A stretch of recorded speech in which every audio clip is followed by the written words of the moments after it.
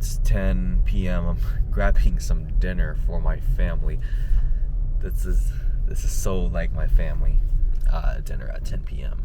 or dinner at 9 p.m. I'm actually about to go to McDonald's for myself, which I am in acceptance of. I feel like I would judge myself a lot for eating McDonald's before. Today was an interesting day. I felt like I judged myself quite a bit for the day that I had. What are you doing, truck? I feel like I judged myself quite a bit for the day that I had. I woke up at 2 p.m. What's going on here? Are they closed? What's going on here?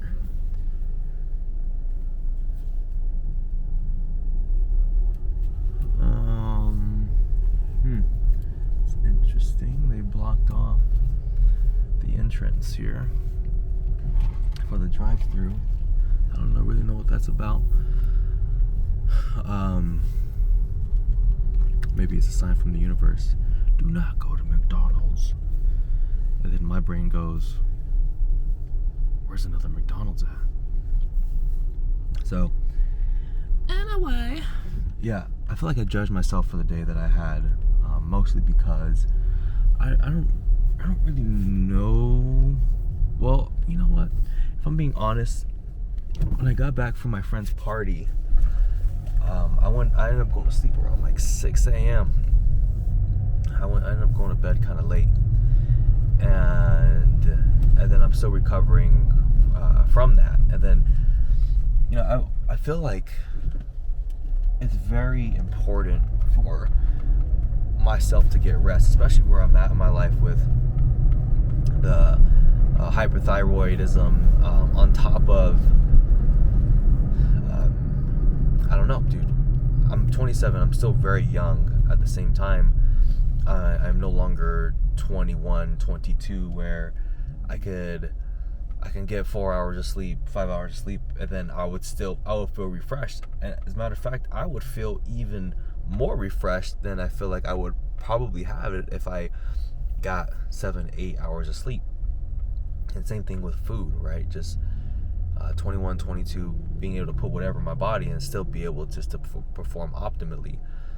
I've noticed changes within myself to where that's not really the case anymore. So for me, I was at these two Tony Robbins Platinum Partners house. For those who don't know, Tony Robbins is he wouldn't call himself this, but this would be, I guess, the easiest way to describe him is he's one of the most famous like motivational speakers, even though he gives a lot of like very practical psychology stuff in there. And he has a group, a mastermind with people where it's $85,000 a year to be a member. It's called the Platinum Partners. So Tony Robbins Platinum Partners. So I was at these Tony Robbins Platinum Partners, this couple's house in Huntington Beach. It was like a 9-minute walk from the beach, and we were talking about some. There's this other guy named Dr. Joe Dispenza who's big on meditation. He has amazing books, and just talks about some really cool stuff. And they had purchased this device from, I guess, Dr. Joe Dispenza offers, and basically it just shows a lot of like your ebb and flow in life, where they showed peaks and valleys, and emotionally in particular.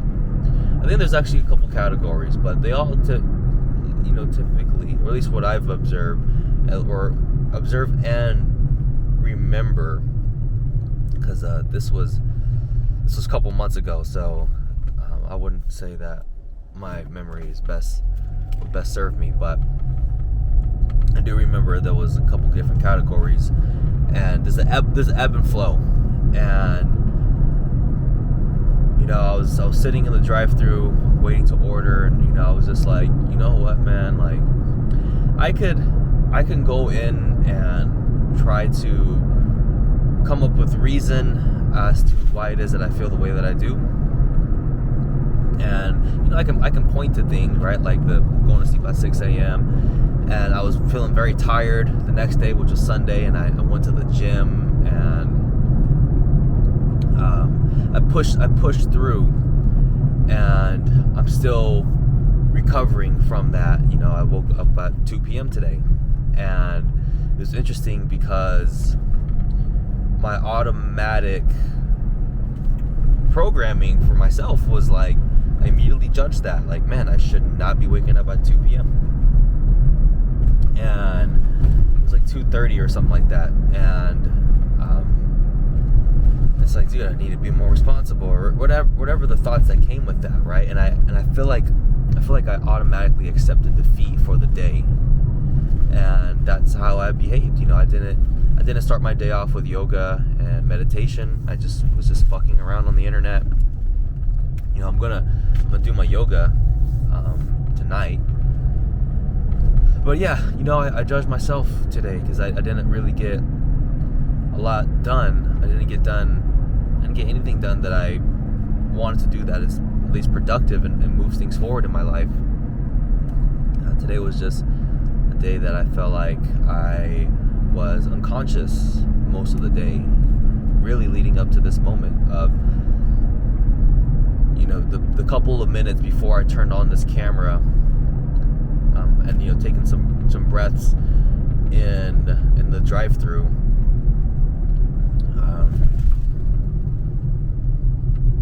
I feel like acceptance can be a difficult thing, right?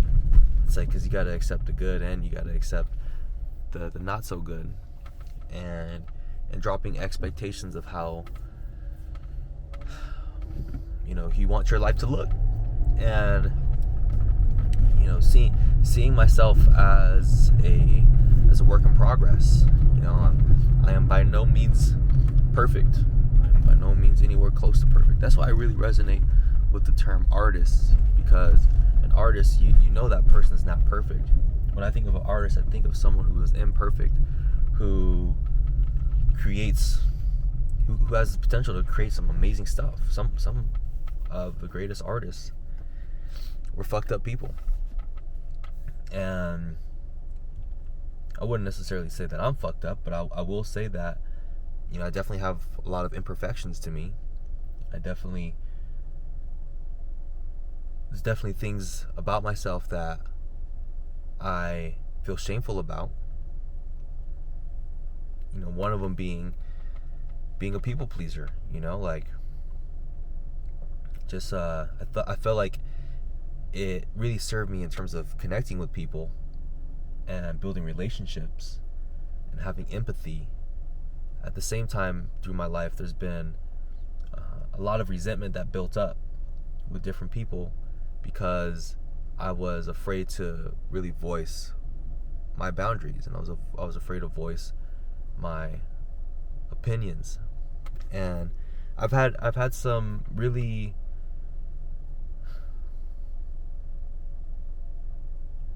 the word comes to my mind catastrophic, but I don't know. I've had some very intense backlash from being a people pleaser. I've also had some really good stuff, but I used to work at a kickboxing studio, and I wasn't the best in terms of setting my own boundaries and what was okay with me. And because of that, the relationship that I had with the studio was not good upon leaving. It was not a happy ending for either of us. And 2 years later, I'm on Google, because the pandemic was going on, and I'm on Google searching up the studio, hoping that they closed down, feeling like I won or something, right? And so yeah, I want to definitely work on being able to. I'm getting better, and at the same time, it's something that I do feel shame around. And that's why I feel like therapy is so important, because I feel like a therapist will really be able to help walk me through this. All I have right now really is like, I can have conversation with people that I know, but nobody's really like a trained therapist in my circle that I know. I did therapy before, but I really can't afford therapy right now. So all I really have is like journaling, weed, yoga, meditation, which do help to, they do help. They do definitely do help. It'd also be helpful to really get some help from somebody who is a trained and licensed therapist. So yeah, for me, it's like, I feel that when I'm in my head, I think Tony Robbins, he has a saying about this actually. He has a signature program called Date with Destiny. And I think that like day 2 is like, if you're in your head, you're dead. Meaning like, you gotta get out of your head and into your body. These things work together, right? Not to diminish what's just your conscious brain when you're thinking. But yeah, like there's also so much more intelligence within the body, and when they work together, then I feel like you're really all putting yourself in a position to function optimally. And instead of me just trying to rationalize how I feel and trying to think through, why is it that I feel this and why is that, instead I'm just being present with the emotions that I feel, just being like,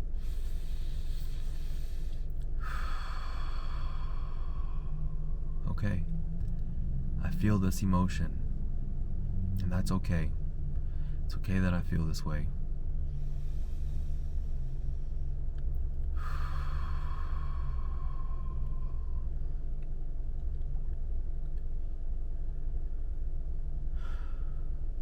It's okay.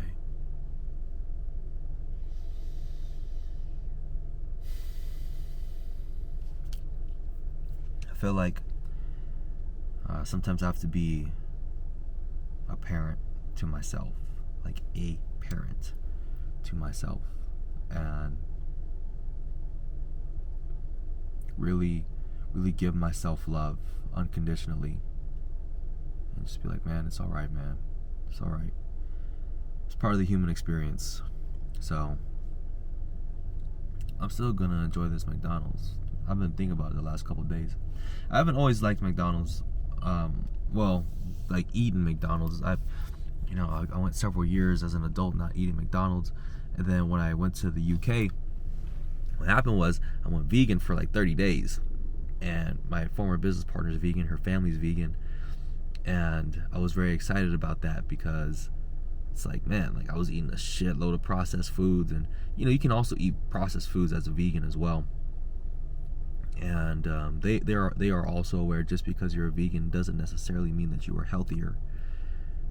So, but yeah, they were definitely health conscious. So, I don't know. I got this. I think I got this craving for McDonald's. A couple times. I'll go get some McDonald's, and then I went to Barcelona, and I was in Barcelona by myself for like 10 days. And my hostel was like a 3-minute walk to McDonald's. Oh my god, dude. And I was eating McDonald's like every day. I was eating so much McDonald's, dude. And then when I lived in my apartment, when I was doing door to door, it's like same thing, bro. Like McDonald's was like a 5 to 7 minute walk, and I'm like, oh, McDonald's is right there. I don't recommend developing a habit of eating McDonald's, but this is where I'm at right now. It's part of my imperfections, and McDonald's is genetically engineered to like feel pleasurable when you eat it. So anyway, I just want to share because I feel like